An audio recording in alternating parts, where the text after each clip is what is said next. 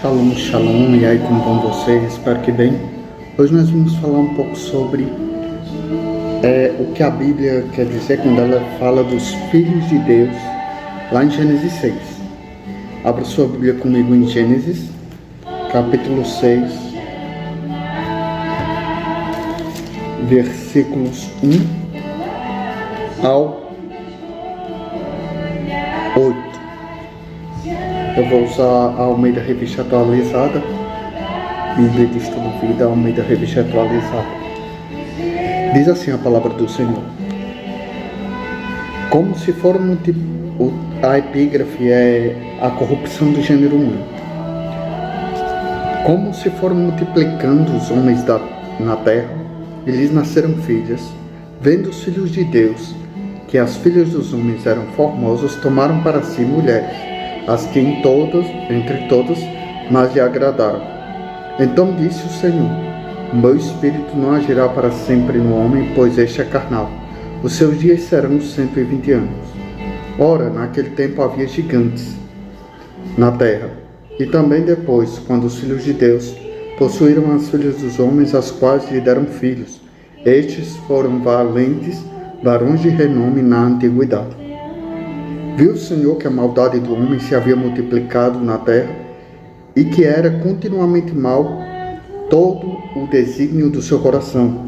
Então se arrependeu o Senhor de ter feito o homem na terra, e isso lhe pesou no coração.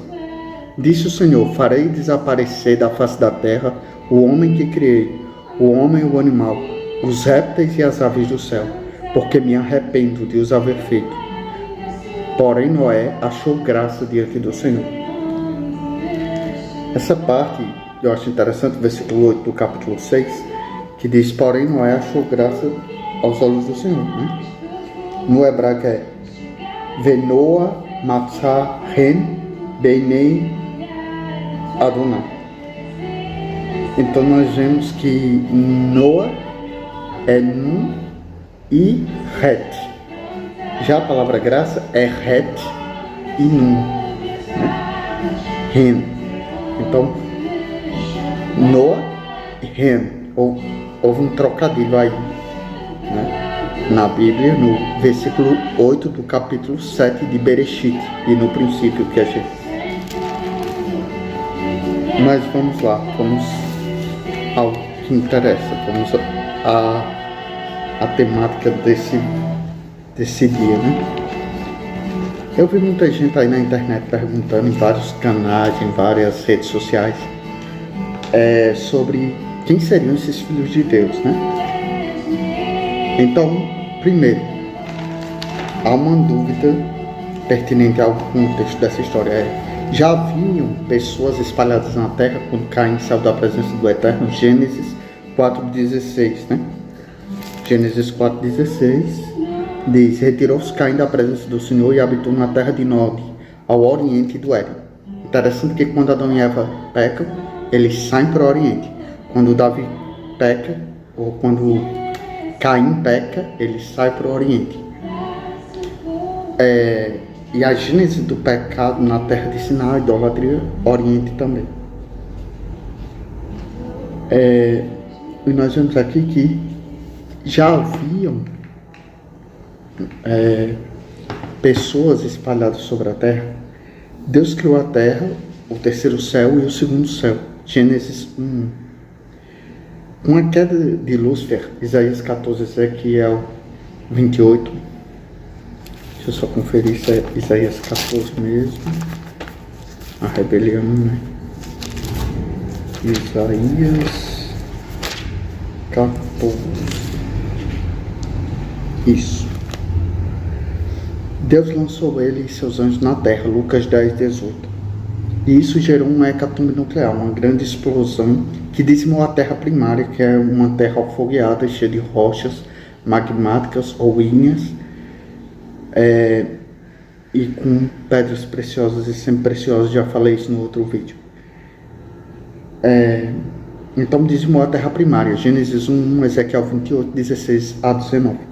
E fez com que Deus tivesse a brilhante ideia de recriar a terra, surgindo a terra secundária, Gênesis 1, 2.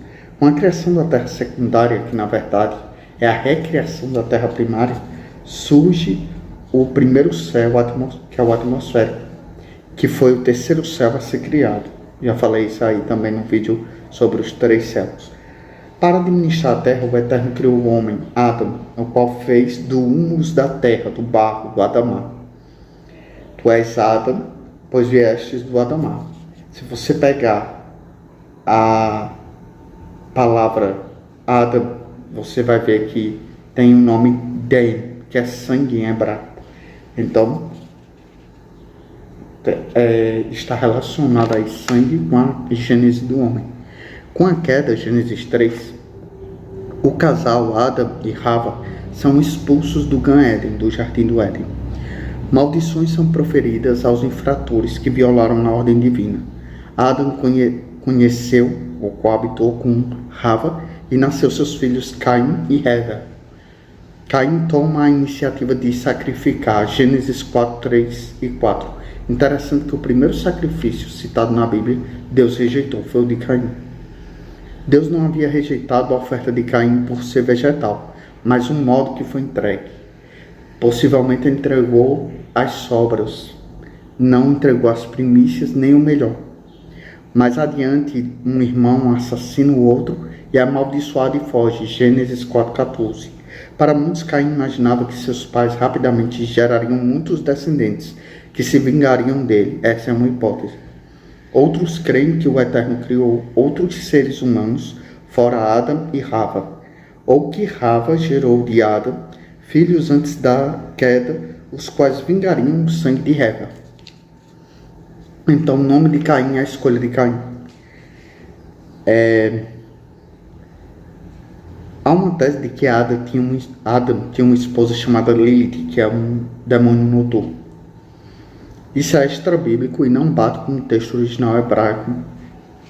Nem vamos comentar acerca, baseados em Tito 3,9. A esposa de Caim. Adão teve filhos e filhas, Gênesis 5,4. Portanto, é provável que a esposa de Caim era irmã sua. No princípio, o casamento entre irmãos era inevitável. Posteriormente, Deus aboliu essa prática, Levítico 18, 6 a 18. Alguns creem que outras raças humanas foram criadas por Deus, fora Adão e Eva.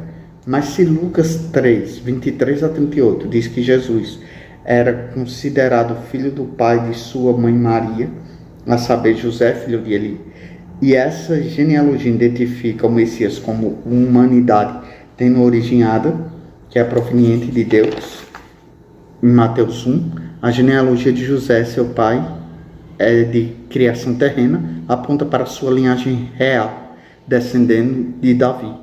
Logo, Romanos 5 resume nossa origem adâmica e uma ressurreição em Cristo, uma nova vida, porquanto o pai Adão nos deu o pecado por herança. Mas vindo Jesus, o Messias, o segundo Adão, o Adam Hashani, nos deu a purificação mediante a graça e o domínio sobre o pecado e a vida eterna em seu sangue através do seu sacrifício vicário. Agora, onde queríamos chegar? A corrupção do gênero humano, Nimrod, Noa e a origem das nações. No Sefer Bereshit, capítulo 6, versículo 2, de No Princípio, ou de Gênesis, nós temos o seguinte: vendo os filhos de Deus que as filhas dos homens eram formosas, tomaram para si mulheres, as que entre todas mais lhe agradaram. Vamos ver isso na Bíblia hebraica, na Taná. Veremos na Bíblia hebraica. Se você tiver aí uma Bíblia hebraica, pegue e nos acompanhe. Diz assim o versículo 2 do capítulo 6 do Sefer Bereshit, na Parashá, eu creio que aqui já é a Parashá Noa, se eu não me engano. Enfim, não, Parashá Bereshit. Parashá Bereshit ainda. Diz assim, o versículo 2 do capítulo 6. Vairehu venei Hailohim et beno ki haradam ki tovot reinan Vaikehu lahem nashim mikol asher Baharu. Olha só, nós temos aqui a expressão Benei ou Benei Ha Elohim, filho de Deus. Na tradução hebraica, Vaireu Benei Ha Elohim, e viram os filhos dos senhores. A tradução que a maioria dos leitores de hebraico vão traduzir aqui é senhores no lugar de Elohim. Já no Targum Onkelos, no Sefer Bekadim, no princípio em aramaico targúmico, está escrito assim em aramaico: Bahazô Benei Havrevaya, que traduzido é: e viram os filhos dos grandes. Esse viram aí, razô, ele pode significar arrazoaram, observaram detalhadamente. E essa expressão aí, grandes, que é Havrevaya, né, dos grandes, pode ser traduzido como poderosos ou senhores. O Midrash, ele vai discorrer acerca, dizendo que viram os filhos dos senhores. Elohim é uma palavra singular ao se reportar ao Deus Criador de tudo, considerando sua forma plural, que aponta para a Trindade Santíssima. Esse é um parênteses que eu coloquei aqui. Então, na visão do Midrash, desses rabinos eruditos, Elohim, em forma plural, é um plural majestático, para exaltar a majestade de Deus como Rei Criador. Nós sabemos que isso aponta para a Trindade, já discorri aqui em outros vídeos. Então, continuando.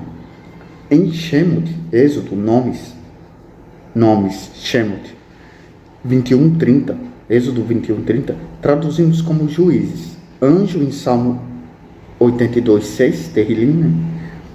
E ídolos em Êxodo 23, Shemot 23.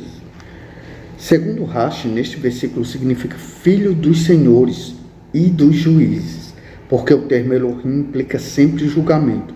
O Targum Onkelos traduz como Benei Havrevaya, filho dos grandes. Então a tradução original vai ser Benei Ha Elohim, filhos de Deus, literalmente. Quem eram os filhos de Deus? Alguns entendem tratar-se de seres sobrenaturais como anjos, baseados em Jó, capítulo 1, versículo 6. Outros acreditam ser homens consagrados, descendentes de Sete, os quais casaram com mulheres pecadoras descendentes de Caim. A melhor interpretação diz que eram governantes humanos surgidos como chefes das cidades e estados do antigo Oriente Médio, os quais exibiam seu poder mantendo grandes haréns. Os governantes e os juízes são muitas das vezes chamados deuses no texto hebraico. Prova disso, 1 Samuel 2:25, que diz, vamos ver 1 Samuel 2:25, o que é que diz? 1 Samuel 2:25. In Yerhetá Ishi Lerishi o Pelol Elohim Veim Leradonai Yerhetá Ishimi Itepalel Lo Velo Ishmehu Lekol Avihem Ki Hafetz Adonai Leramitam. Então nós vemos aí esse Elohim aí, né? No comecinho, in Yerta Ish Lerish Ufelelu Elohim. Esse Elohim aí, ele vai ter o sentido de como falamos aqui, ele vai ter o sentido de juízes ou deuses, nesse caso aí deuses. Então, a continuação, o versículo 6, capítulo 6, versículo 2, filho dos homens, as filhas dos homens, que aparece na continuação do texto, no texto hebraico é Binot Haradan. Maimonides comenta que eram as filhas da população comum, as de classe baixa que não tinham forças para resistir seus superiores. A Torá, portanto, começa a narrativa da tragédia falando sobre a dominação dos fracos pelos poderosos. O resultado destes casamentos foi que a descendência de Sete foi reduzida pelas propostas de uma cultura depravada e sem fé em Deus, e sofreram a condenação que destruiu a espécie humana. Então, nós temos aí Gênesis 6:2. Tomaram para si mulheres de todas as que escolheram. No hebraico, Vaikehu lahem nashim mikol asher baharu. Vamos repetir. Vaikehu lahem nashim mikol asher baharu. Vaikehu, e tomou, e tomaram, para si, lahem, para si, nashim, mulher, esposa, mikol, e todas, asher, qual, isto, quantas, baharu, escolhe, eles haviam escolhido. Então, a gente pode traduzir aqui, e tomou para eles mulheres de todas as quais eles haviam escolhido. A expressão de todas, mikol, aparentemente supérflua, nos ensina que, segundo Rashi, temos aqui o caso de perversão sexual, onde os homens, além de mulheres casadas, tomavam essas mulheres contra a vontade delas, e a Torá relata isso como uma injustiça, um ratá, um pecado. Então, Gênesis 6:3, Deus determina que os dias da humanidade seriam de 120 anos. Na Peshitta traduzida, os seus dias serão 120 anos. Na BHS, no texto hebraico, nós temos Verhaihu Yamav Mea Veishrin Shana, e serão seus dias 120 anos. No Targum, Kelos, nós temos Yerivat Lehon Mea Veashrin Shenim In Yetuvum, e serão seus dias 120 anos. E disse o Eterno: não lutará comigo meu espírito por causa do homem para sempre, porque também ele é carne, e serão seus dias 120 anos. Tradução da Torá. Midrash diz: por intermédio do seu atributo misericórdia, o Midat Haramim, Deus dá mais uma oportunidade ao homem. A humanidade terá um prazo de 120 anos para mudar de atitude e reparar o dano causado por sua perversão e mau comportamento. É o ponto de vista do Midrash, de acordo com Rashi. Corrupção do gênero humano, causa da abreviação dos dias de vida. Em aramaico, a palavra corrupção, ela pode ser ebala, que é roubo, dano, prejuízo, destruição, desolação e adultério. Vem da raiz ebal, que significa retroceder, torcer, entrelaçar, trançar, estar em dores de parto, trabalho de parto, ser torcido, ser pervertido, conceber. Também pode ser, em aramaico, corrupção, pode ser tampota. Tampota significa imundícia, sujeira, contaminação, poluição, mancha, abominação. Profanação, violação, defloração, algo abominável, como a idolatria. Vem da raiz tenep, profanar, deflorar, contaminar, sujar. No hebraico, corrupção é Hasherhatá ou Sherhud ou Hashertá, que significa pecado, transgressão, fazer o errado, transgredir, abominação. Deus instituiu que o homem viveria 120 anos, é a pergunta que não quer calar. Se Deus instituiu que o homem viveria 120 anos, é questionável. Alguns acham que sim, baseados no começo do versículo 3, mas outros discordam pelo fato de que sempre tem gente passando dos 120. Gênesis 11 é uma prova disso. Até mesmo em nossos dias, os 120 pode ser o tempo que Deus deu para a humanidade daquele tempo se arrepender antes do dilúvio. Aí nós temos no contexto aí Gênesis 10:8, que eles não se arrependeram, eles foram piorando, né? Nós temos a história de Nimrod, truculento e maldito, ou enganador, né?